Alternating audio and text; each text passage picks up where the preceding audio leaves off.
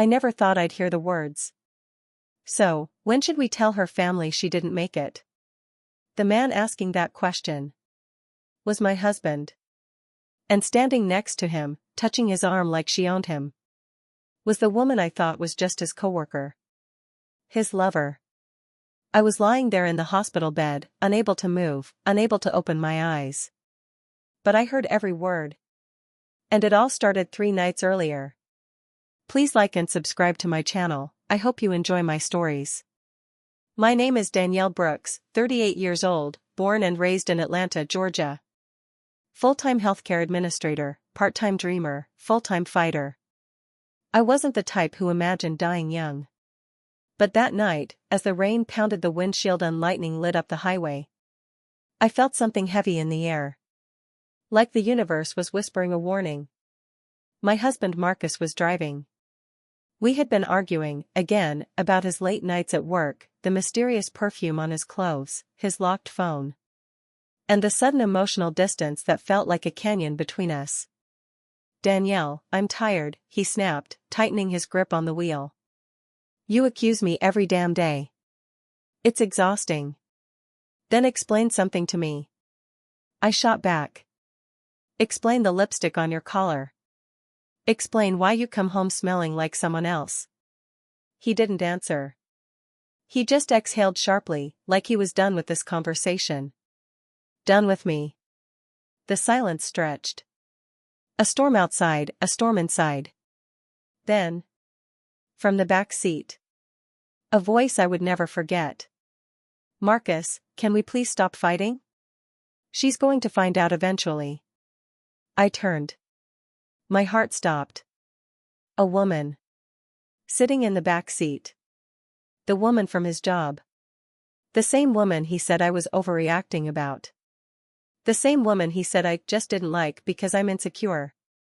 I had no idea she was in the car. I had no idea he had picked her up. I had no idea she would be the last face I'd see before the crash. "What is she doing in our car?" I whispered. Marcus didn't answer. He didn't have to. The truth was in the woman's smirk, her raised eyebrow, the way she leaned closer to him like she belonged there. And then everything happened at once. A truck swerved. Marcus jerked the wheel. The tire screamed. The world spun. And then, darkness. When I woke up, I wasn't dead.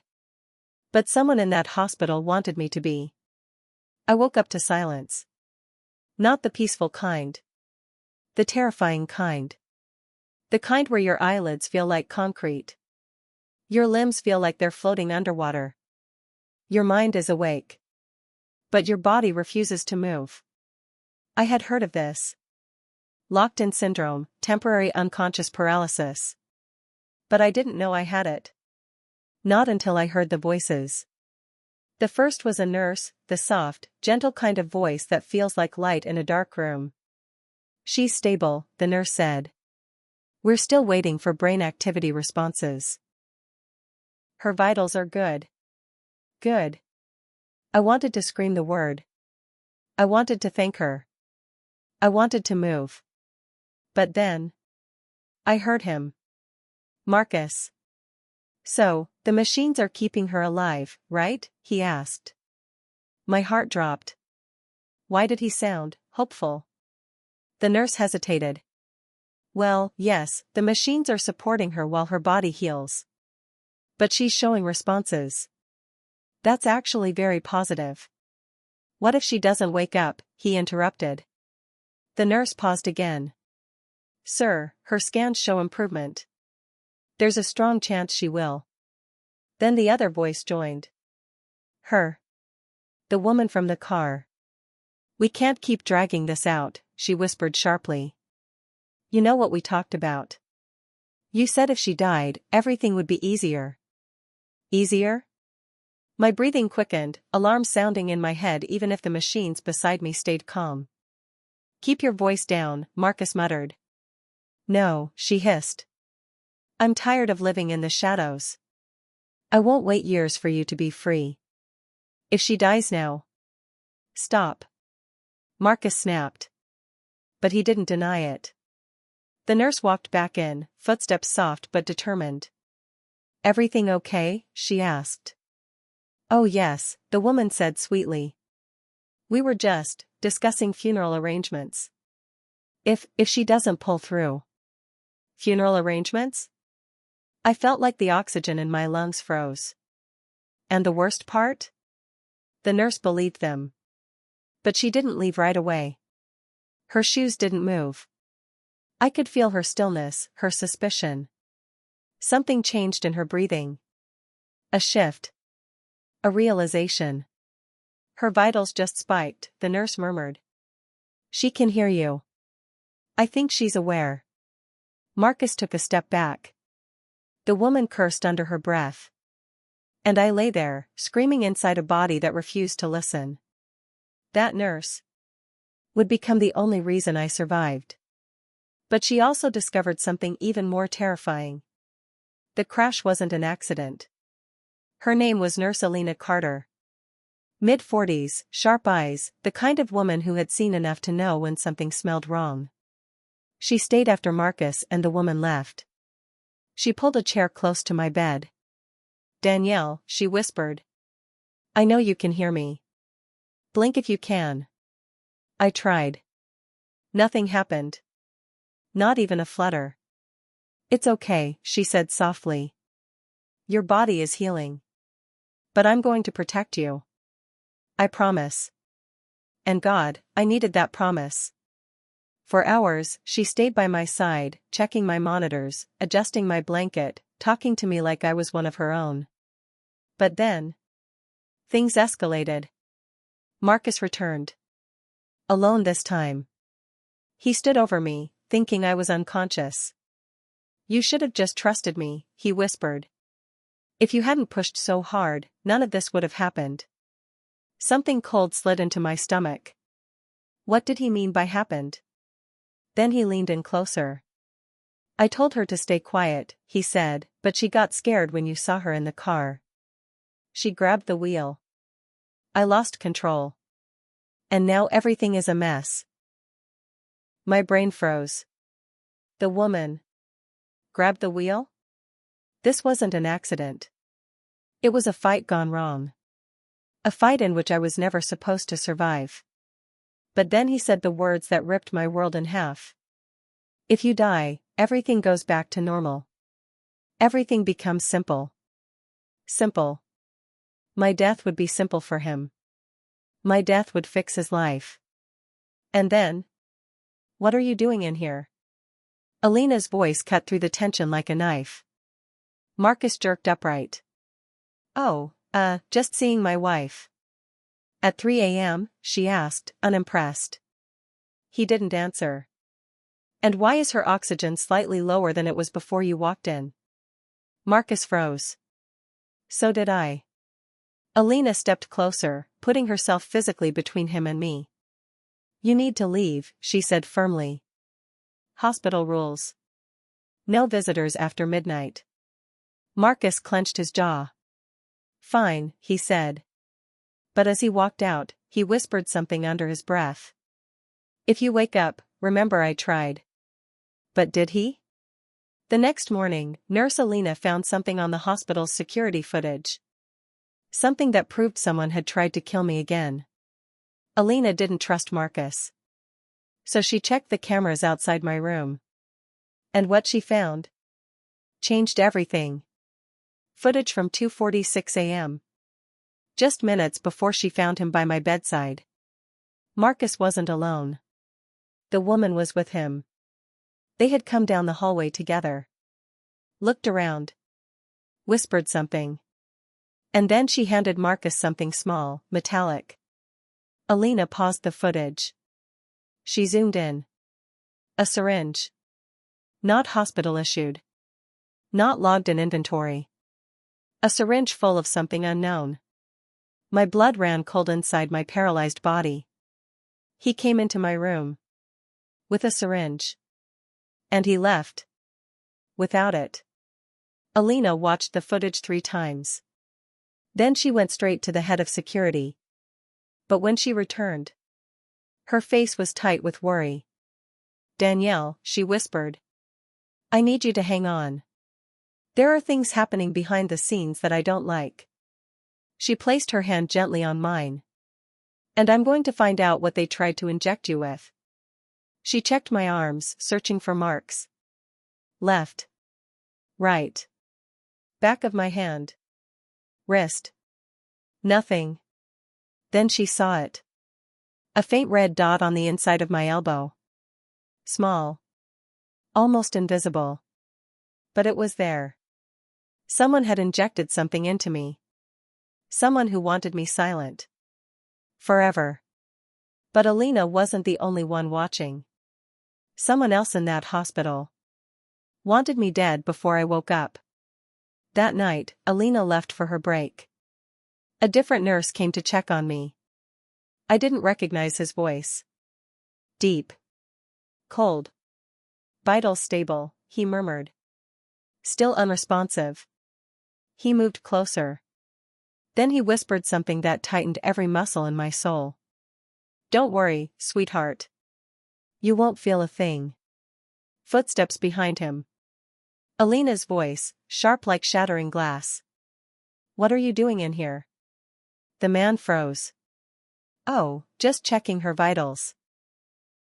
Alina's eyes narrowed. You're not assigned to this patient. He shrugged. Someone asked me to check on her. Who? She demanded. He didn't answer. He just walked out. Slow. Deliberate. Unbothered. Alina watched him leave.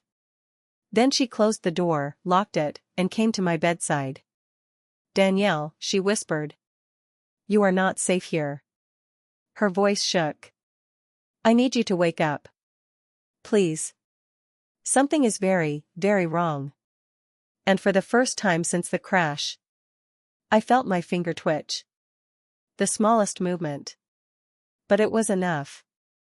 Alina gasped. You moved. She grabbed my hand. Do it again. Please. I tried. Every muscle in my body screamed. But I did it. Another twitch. Barely there. But real. Alina burst into relieved tears. You're coming back, she whispered. You're fighting. Good. Because we're going to expose them. She looked toward the door, jaw clenched. And we're running out of time. The moment my finger twitched, hope returned. But so did danger. Because that tiny movement meant something terrifying. If I could move, I could expose them. And they knew it. Alina wiped her tears and held my hand gently. Danielle, you're still here. You hear me. Her voice was shaking, but determined. I'm going to keep you alive. But you need to help me. We're fighting this together. I tried again to move. My eyelid, my lips, anything. Nothing. Just the finger, faintly trembling as if trapped between two worlds. That's enough, she whispered. For now. But trouble wasn't done with us. The door handle clicked. Alina stiffened instantly.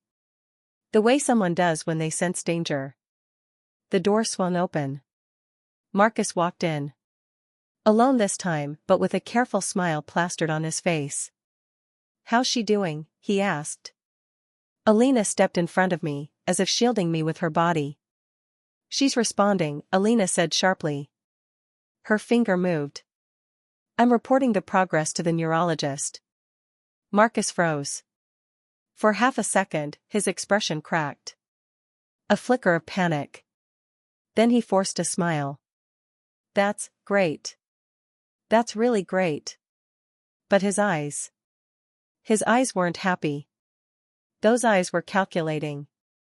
Those eyes were scared. Those eyes were planning. Marcus wasn't scared I'd die. He was scared I'd wake up. Because waking up meant one thing. I'd tell the truth about what really happened in that car.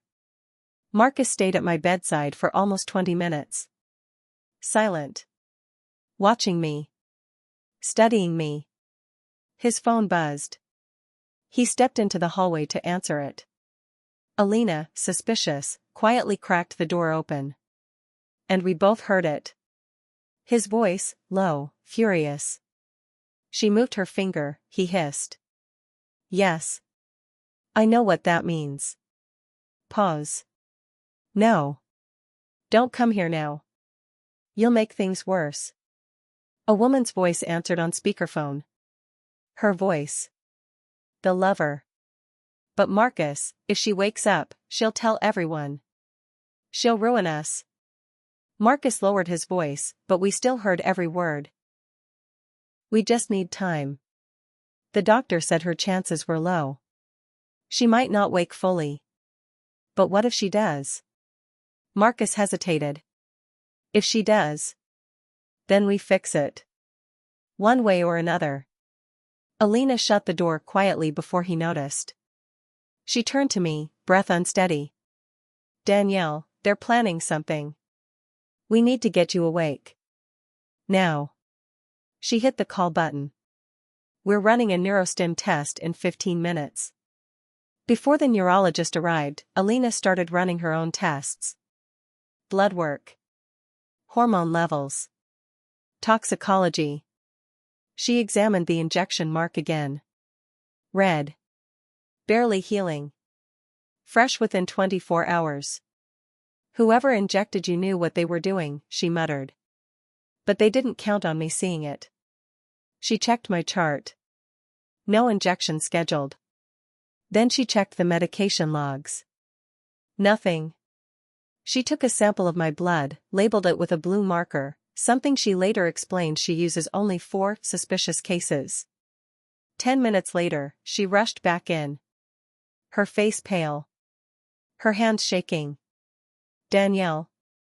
Someone injected you with a paralytic drug. I tried to scream. A paralytic drug. While I was already unconscious. Not enough to kill you, she whispered. Just enough to make sure you couldn't wake up.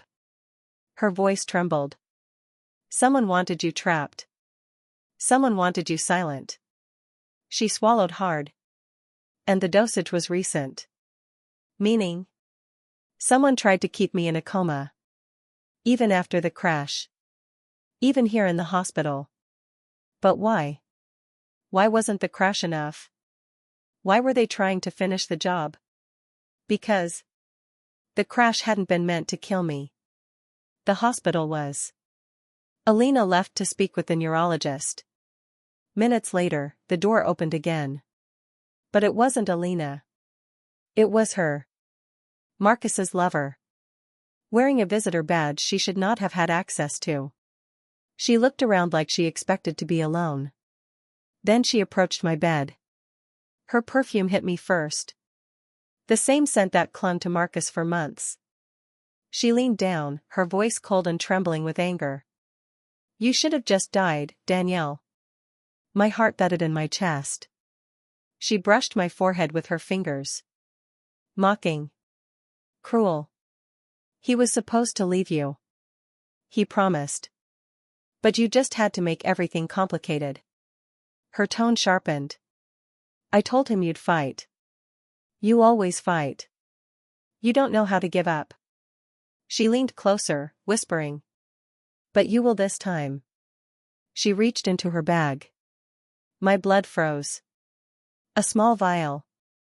The same metallic glint I saw in the security footage. A syringe. Not hospital issued.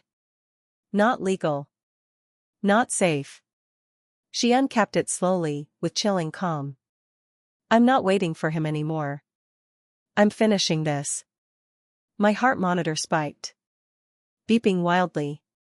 She panicked. Stop, she hissed. You're going to bring them in. The door burst open. Alina. And standing behind her. Hospital security. What do you think you're doing? Alina demanded. The woman froze, syringe still in her hand. Security lunged. She tried to hide it. She tried to deny it. She tried to scream. But Alina grabbed the syringe herself, holding it up like evidence in a courtroom. I knew it, Alina said, fury in her voice. You came to kill her. The woman lunged toward me. Mad, desperate. But security tackled her to the ground. She screamed Marcus's name. As they dragged her out, the syringe clattered to the floor. And Alina's hand shook as she picked it up. Danielle, she whispered. That's 2 attempts on your life in one night. This is no longer just a hospital case. Her next words chilled me. I'm calling the police. But before the police arrived, someone else came into the hospital. Someone none of us expected. Someone even more dangerous. Security locked my room. Posted a guard outside. The lover had been caught. But Marcus was still in the building. And he wasn't alone. When Alina checked the hallway camera later, she saw something terrifying. Marcus meeting a man in a dark coat. Tall. Unfamiliar. They talked in whispers. The man handed Marcus a small envelope. Marcus looked inside. Nodded. They shook hands. The man walked away, disappearing into the shadows of the hospital wing. And Marcus headed straight toward ICU. Toward me. But by the time he got there, security blocked him. No visitors allowed, they said. Marcus argued. He threatened. He demanded. But security didn't budge. He stormed off. But he wasn't done. Because that mysterious man. That exchange of an envelope. Alina later found out what it was. A payout. A hired job. A contract. But not on me. Not directly. It was a payoff for someone inside the hospital. Someone who already had access to me. Someone who had tried to check my vitals earlier. The male nurse.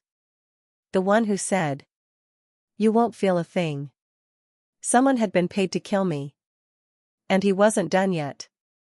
Alina stayed by my bed until sunrise. Danielle, she whispered. You need to wake up before they try again. She checked my pupils. My eye twitched.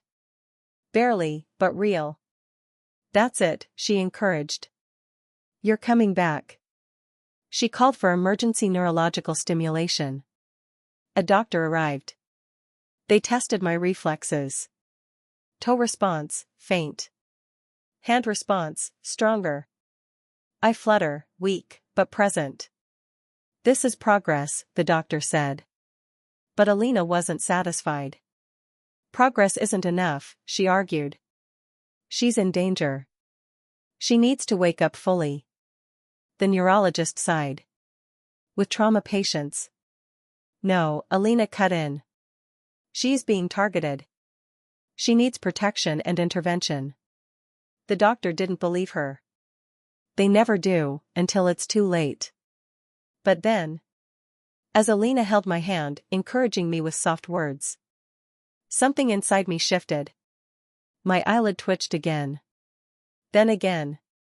A faint slit of light appeared. I saw shapes. Blurry. Bright. I fought harder. Everything burned. My skull felt like it was splitting. My chest tightened. But I kept fighting. And then, my eyes opened. Just for a second. Enough for Alina to gasp. Danielle. You're waking up. My vision blurred. Her face came into focus. Kind eyes, trembling smile. You're safe, she whispered. I've got you. But we both knew that wasn't true. Not yet. Because waking up meant one thing. They would try to kill me again, harder than before. The second my eyes opened, even just for a moment, the entire hospital changed. Because now I wasn't just a silent patient. I was a witness. And someone inside that hospital wanted to make sure. I never spoke again. The room was bright. Too bright. Shapes blurred into white halos, people into shadows. My throat burned like sand. My body felt like lead. But I was awake. Barely. Alina leaned close, her voice trembling with relief. Danielle, blink twice if you hear me. My eyelids fought against gravity. I blinked. Once. Twice. Alina gasped, tears instantly filling her eyes. You're here, you're really here, she whispered. She pressed the call button. Neurology. ICU bed 7 is waking. But before the doctor arrived, a ripple of panic moved across the room. Because when patients wake up, they talk. They remember. They accuse. I tried to talk. Just a sound. Anything. A whisper clawed from my throat. He. Alina rushed closer. Don't push too hard, she soothed. You'll damage your vocal cords. Just breathe. But I didn't care. I needed to warn her. I needed to warn someone. I tried again. Who? Alina leaned in. Who did this to you? But before I could answer, the door opened. Marcus. He froze. I froze. Our eyes met for the first time since the crash. Shock. Fear. Panic. He didn't smile. He didn't rush to my bedside like a caring husband. He stood there like a man watching his worst nightmare open its eyes. Alina blocked him with her body. She just regained consciousness, Alina snapped. No visitors. I'm her husband, he said sharply. I have a right. You lost your rights when you came in here at 3 a.m. with a syringe. Marcus's jaw clenched. He glanced at me again. At my open eyes. He whispered under his breath. No, you weren't supposed to wake up yet. Alina heard it. And she moved even closer, guarding me. Before Marcus could come closer, security arrived. Sir, you need to step out during medical procedures. He didn't move. He just stared at me. Like he was calculating how much time he had left. Before I told the truth. Then he smirked. Take care of yourself, Danielle, he said softly. It sounded like a threat. Then he left. But Marcus leaving wasn't the danger. It was who slipped in behind him. A neurologist entered with a clipboard. White coat. Badge clipped to the pocket. Normal. Ordinary. Except. Alina tensed immediately. Something about him wasn't right. Doctor, she said carefully. You're not the physician assigned to this case. He smiled politely. Oh, I'm the covering neurologist. We had a staff shift change. But Alina didn't buy it. Neither did I. His smile didn't reach his eyes. His shoes didn't squeak like hospital-issued ones. And his badge. The photo was slightly faded. He moved toward me. Let's check her reflexes. Alina stepped between us. I'm sorry, doctor. Can you wait for the attending to verify the chart update? His smile stiffened. It's urgent that I examine her now. No, Alina said firmly. Nothing happens until her attending arrives. He exhaled. Slowly. Irritated. I'm trying to help, he said. No, Alina replied. You're trying to get close to her. Silence. Then the man's eyes hardened. He turned and walked out. Fast. Alina watched him go, whispering. That wasn't a neurologist. 20 minutes later, we learned the truth. The badge he wore belonged to a doctor who wasn't even in the building. Security launched an internal alert. The police were called. They sealed the floor. Detectives entered. 2 officers questioned Alina. Another began checking the hallway. But then, Marcus reappeared with a new tone. Broken. Tearful. Fake. I don't know what's happening, he told the police. My wife, she's so sick. I'm trying to be here for her. People keep accusing me of things. I'm overwhelmed. The woman detective glanced at him sympathetically. Men cry. Women get blamed. Classic. But Alina wasn't fooled. She stepped forward. This man brought an unlogged syringe into this ICU last night. Marcus gasped. What? That's a lie. The police turned to him. Mr. Brooks, is that true? He put a hand on his chest. I would never harm my wife. She's everything to me. He started crying harder, wiping tears that weren't real. Then he added. She told me she didn't want machines keeping her alive. I was emotional, not thinking clearly. A detective tilted her head. So you admit you touched the machines? Marcus froze. No, I meant. I was stressed. Alina cut in sharply. He's lying. Marcus snapped. She's obsessed with me. She's protecting your wife. Alina fired back. The police looked between them. One of them sighed. This is messy. We need statements from both sides. But the next thing Marcus said turned everything upside down. I want her sedated again. She's in pain. She needs rest. Alina's eyes widened in horror. Absolutely not. But Marcus raised his hospital access wristband. As her legal spouse, I can request comfort sedation. He smirked at me. Just slightly. Sedation.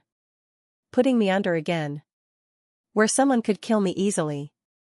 Alina shook her head violently. No. No sedation. She is a targeted patient. The officers exchanged glances. We should wait for attending approval, one said. Marcus tensed. His eyes darkened. But he forced another smile. Of course. Let's wait. He walked out. But before he left, he turned back and said something quietly. Not to the officers. Not to Alina. To me. You opened your eyes. But you won't keep them open long. Then he left. But the moment he left the ICU floor, a hospital announcement made my blood run cold. Attention, Code Black. All doors are now locked. No one is to leave the building. The police officers froze. Alina whispered, "Oh God. What's Code Black?" I wanted to ask. But my throat still couldn't form the words. The officers pulled out radios. What triggered it? We need confirmation from security. Lock down the elevators now. A Code Black meant one of three things. A violent threat. An active intruder. Or a suspected attempt on a patient's life. And this time, it was because of me. A guard opened the door quickly. We have a problem, he told the officers. Someone cut the hallway cameras outside ICU. Alina's face turned pale. Cut cameras meant one thing. Someone was coming back. Someone didn't want evidence. Someone was moving through the hospital unseen. I tried to speak. A croaking whisper escaped. Mark. Alina leaned close. Danielle, don't force yourself. But I forced it anyway. He's coming. She squeezed my hand. No, she whispered firmly. He won't reach you again. But she didn't sound confident. Because suddenly, the lights flickered. Once. Twice. Then the emergency generator kicked in. The entire floor plunged into dim red lighting. The guard cursed. What the hell? Someone cut the main power line. The detectives immediately drew their guns. One officer barked into his radio. Shut down all stairwells. No one enters ICU without clearance. But as they scrambled, the elevator dinged. Everyone turned toward it. Slowly. Silently. The doors opened. Revealing a man in scrubs. The same man who whispered. You won't feel a thing. The night before. The hired nurse. He smiled. Evening. And that's when he pulled something from his pocket. Something that made the officers aim their guns. A syringe. Filled with a clear, deadly liquid. Step aside, he said calmly. I'm here for the patient. Alina immediately blocked my bed with her body. You're not touching her, she hissed. The man laughed quietly. It's not personal, sweetheart. Somebody just wants the lady gone. And I get paid either way. He raised the syringe. Move. No, Alina whispered. The killer turned to the officers. Which one of you is going to stop me? He smiled. You think I haven't done this before? The officers shouted. Drop the syringe. Put it down. Now. But the man's hand didn't shake. Not even a little.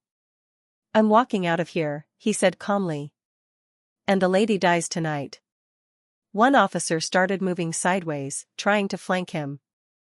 The killer noticed. You move again, and I inject it into whoever's closest. He looked right at me. You ready, Danielle? My heart pounded against my ribs. Alina whispered. Not tonight, not while I'm breathing. Then. Everything happened at once. The killer lunged. The officers fired. Alina screamed.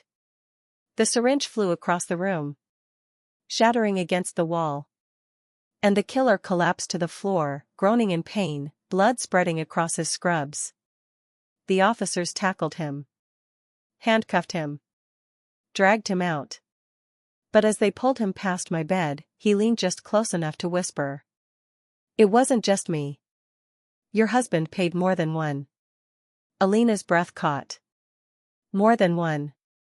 Meaning? The danger wasn't over. I wasn't safe.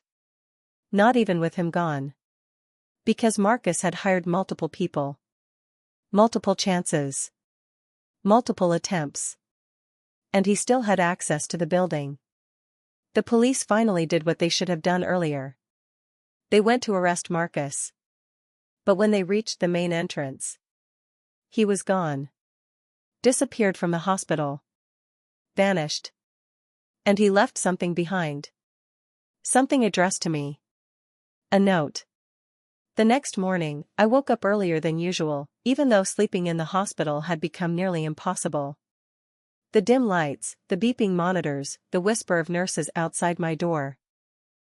None of it felt unfamiliar anymore. But today felt different.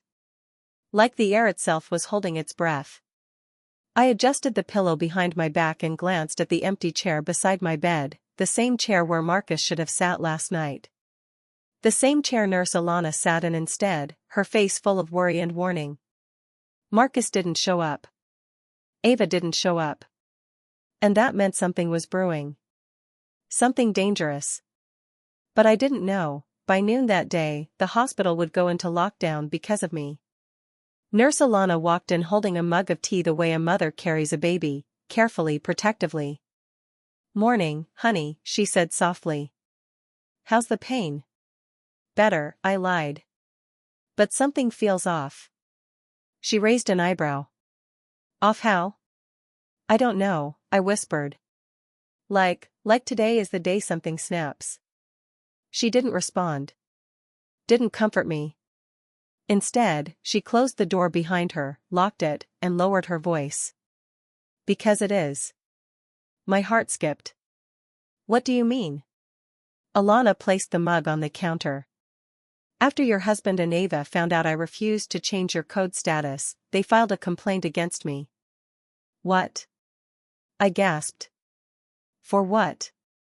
For interfering with family decisions. Her mouth tightened. Except that complaint had something extra written on it, something very concerning. I sat up straighter. What did it say? She hesitated. Then spoke. They wrote that you were becoming mentally unstable and paranoid, and that you should not be considered able to make medical decisions for yourself. My breath froze in my lungs. They're trying to make me incompetent. Alana nodded. That's exactly what they want. And if they succeeded, Marcus could legally pull the plug. I covered my mouth with trembling fingers.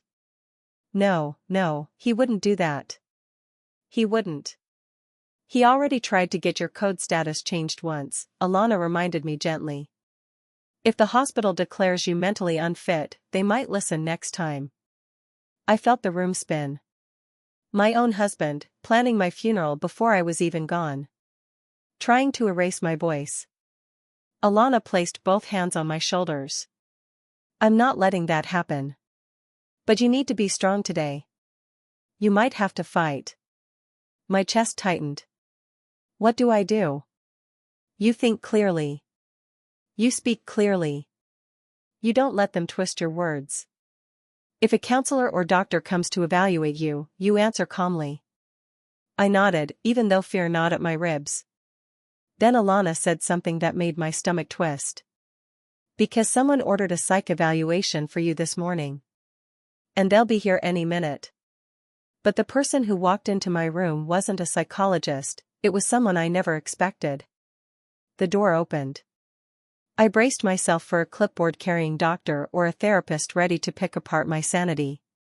But instead, it was my younger sister, Nia. Nia? I cried, shocked. What are you doing here? She rushed to my bedside and hugged me so tightly I could feel her heartbeat pounding fast against my chest. Oh my God, Maya, she whispered. I came as soon as I saw your name trending online. What? I blinked. Trending where? Nia turned her phone around and showed me the screen.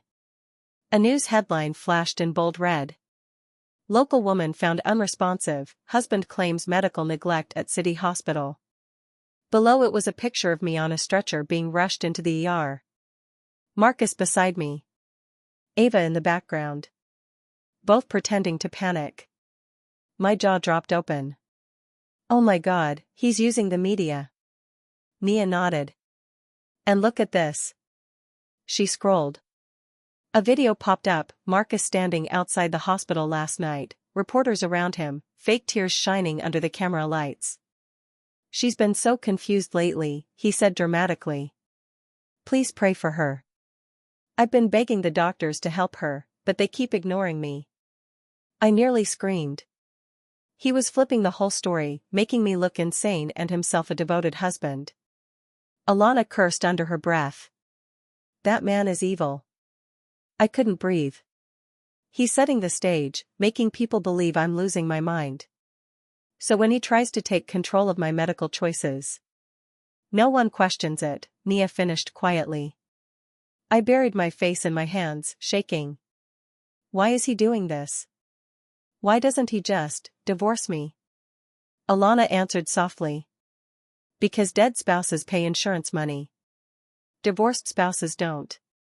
And that was the moment everything clicked. Marcus needed me dead to get paid. Anger boiled inside me, hot, electric, alive. I raised my head. No. I'm not letting him win. Not today. Not ever. Nia squeezed my hand. Good. Because you're going to need that fire. Alana nodded. She's right. Because Marcus is in the building. I froze. What? He arrived 10 minutes ago, Alana said. And he's not alone. Ava's with him. I swallowed hard. They don't know your sister is here, and they don't know that we know what they're planning. But they're coming to your room. I felt every muscle in my body tense. What do they want now? Alana opened the blinds slightly and peeked into the hall. Probably to push an emotional scene. Probably to tell doctors you're getting worse. Or maybe. She paused. Maybe they're going to try something more extreme. My skin crawled. Nia stepped forward, her jaw tight with fury. Let them try. I'm not letting those two come near you. No, Alana said firmly. We need to be smart. We can't show fear. We can't start a scene. Then what do we do? I asked, heart pounding. Alana turned to me and spoke with calm steel. You sit up straight. You speak clearly. You show every doctor who walks in here that you are not confused, not emotional, not paranoid. She moved closer. You become the version of yourself Marcus fears most. The woman who sees through him. But when Marcus finally opened my hospital door, he wasn't afraid. He was smiling. The door creaked open slowly, theatrically, like he wanted to make an entrance. Marcus stepped inside, holding a bouquet of lilies like he was auditioning for Husband of the Year. Ava trailed behind him, pretending to look concerned. "Oh my God, baby," he said softly, voice dripping with fake sweetness. "How are you feeling today?" I stared at him. Not blinking. Not smiling. Just staring. He hesitated. Just for a second. Then stepped closer. "I brought your favorite flowers," he continued, laying them on the table as if he were placing a crown on a queen's head. "So thoughtful," I said flatly. Nia crossed her arms behind me, glaring daggers at him. Marcus noticed her and frowned. "Oh. You're here. Oh. You noticed," Nia snapped. Ava stepped forward, placing a hand on Marcus's arm. "We're just here to support Maya." Nia smirked. "Is that what we're calling it now?" Marcus shot her a warning glare. But I didn't look at either of them. My eyes were fixed on the lilies. Pure. White. Perfect. Except, something about them was off. They had no scent. Real lilies have a strong fragrance. These smelled like nothing. Plastic? Silk? Fake? Why bring fake lilies to a hospital? Unless. My stomach dropped. Unless he didn't want to trigger the hospital's allergy sensors. Unless he didn't want anything traced. Unless something was hidden inside them. A tiny voice inside me whispered, "Maya, don't touch those flowers." Because 1 minute later, the real reason for those lilies would nearly kill me. Marcus stepped closer to the bouquet. "So, baby," he said, voice soft, "can I sit next to you?" I nodded slowly. "Sure." He smiled, relieved, confident, believing he had me controlled. But when he reached for the chair, Alana suddenly walked in. "Visiting hours are over," she said coldly. Marcus blinked. "What? Since when?" "Since right now." She stood between him and my bed. "You need to leave." Ava scoffed. "You can't just change rules." "I can," Alana interrupted, "when I'm responsible for the safety of my patient." Nia grabbed the bouquet of lilies, sniffed them, then froze. "These aren't real." Marcus tensed. "They're decorative. Perfectly harmless." "Then why is there a needle inside the stem?" Nia whispered. My heart stopped. She held up one lily. Tilted it. Inside the hollow stem. Something metallic shimmered. A needle. A thin one. Long. Perfect for slipping medication into a bloodstream unnoticed.